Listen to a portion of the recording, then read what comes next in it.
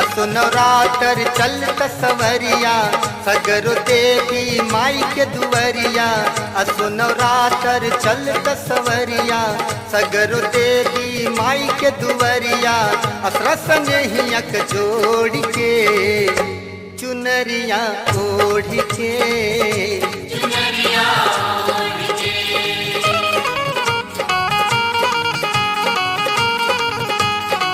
असो नवरात्र चलत सवरिया सगरो देवी माई के दुवरिया।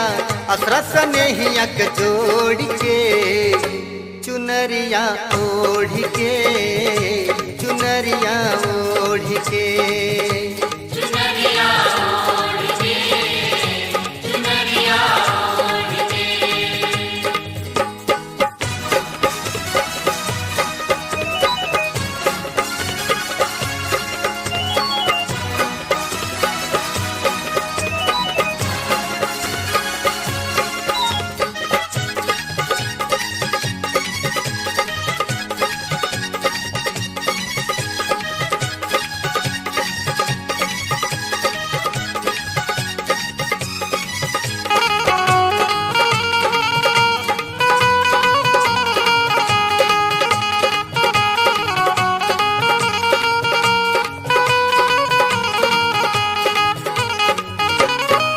दुर्गा कुंड बनारस चलबे माई के पावन धाम हो।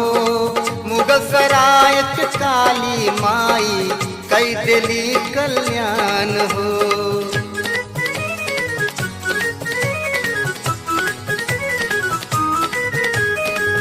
अष्टभुजी माई बड़ी दयालु शिवपुर बा स्थान हो।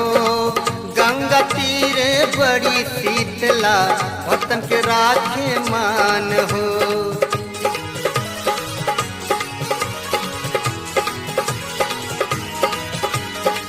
कोटवा बाजार चल मुक्तिनाथ मंदिरिया गंगा किनारे मंगला माई को अठरिया। कोटवा बाजार चल मुक्तिनाथ मंदिरिया गंगा किनारे मंगला माई को अठरिया।